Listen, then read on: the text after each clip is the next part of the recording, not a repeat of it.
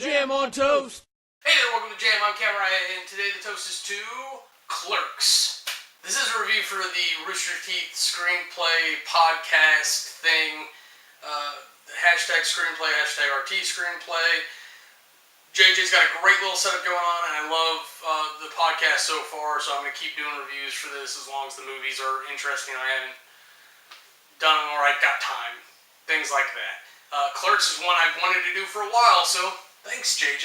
So the short sell on this one is that a clerk comes in on his day off, and him and his best cohort kind of reach the minimal level of responsibility while they're in charge of the stores. My love for this is the dialogue. I don't know if I was so much into it at the time, but I found it a little profound that someone could have so much smart comedy and so much dirty comedy like mixed together. I really like that combination, as we've seen from Red vs. Blue and most of Kevin Smith's movies.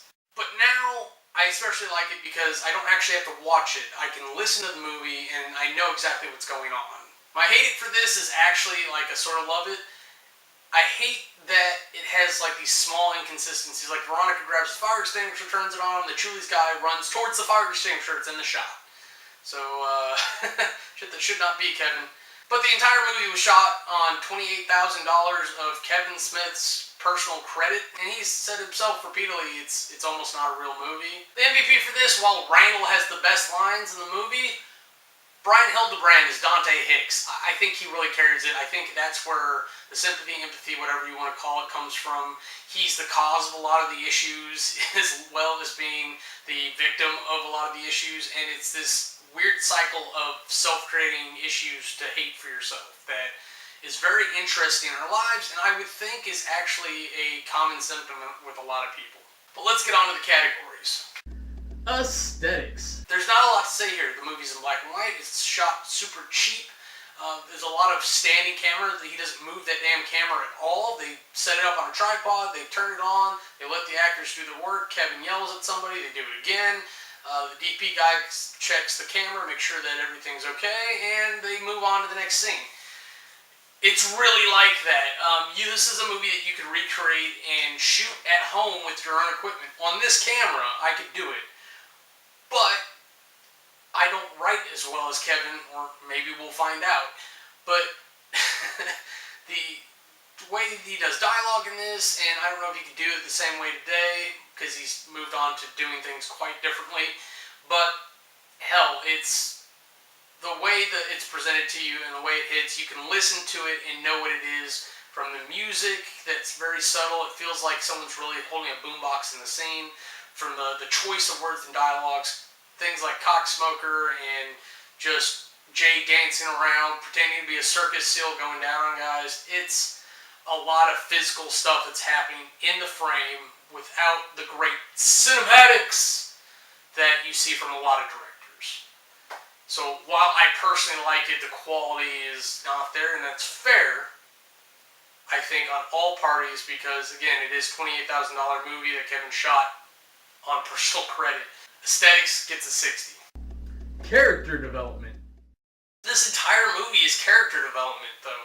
You get into it and you see these characters and they've got these interactions, so every time that Dante and Randall get into a conversation, you get something out of that conversation. It's not meaningless drivel. You get to see their viewpoints of view and what their opinions are and things and how they would react in similar situations. And some of these conversations and situations foreshadow into later parts of the movie, especially Dante talking about his problems and Randall intervening into directly Dante or Veronica, not so much Caitlin, maybe one scene. So while the dialogue is the best part of this, it's not truly riveting, and the scenes build the characters, and we get these ideas who these characters are over and over and over again, but I don't know what we do with them. Character development gets an 89.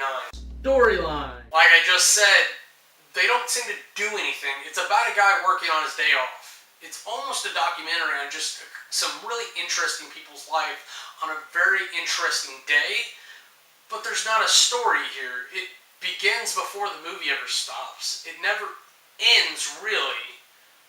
And the middle is just like one chapter out of a much larger book, or that's how it feels.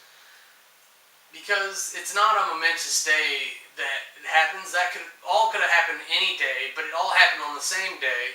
So maybe it's the day that they went to Julie Dwyer's funeral. There's no adventure here. There's no transition from point A to B. It's all at 8.5 on a cyclical cycle, which is part of the point of the movie, but it's barely a story. Storyline gets a 50. Compulsion. Don't get me wrong, I really like this movie. I enjoy the dialogue. I think it's fun. I love the dirty, smart humor.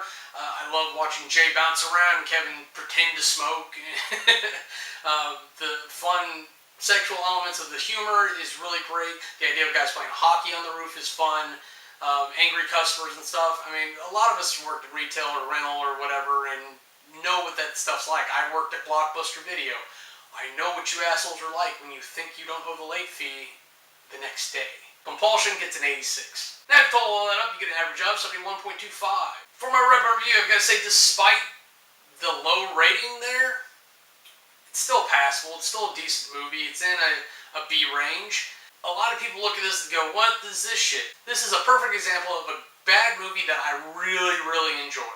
I do like this movie. I'm not like super riveted by it, but I enjoy it. I love having it on the background. I could watch it repeatedly because it's really listening to people conversate, and it's a good time, but it's not going to be that epic night. It's not a date night movie to get the juices flowing back and forth, get the chemistry flying. It's really not. But it's got something for everyone if you can sit around to find it. It's what I would recommend, but don't be afraid to turn it off and watch something you enjoy either. It's a weird one. It's on my shelf, just may not be on yours. Everything's not for everyone. But that's it for me. Have a nice day. I am Ken Ryan. If you want to see anything else we're up to, go ahead and click the annotations and they'll take you to our other channels.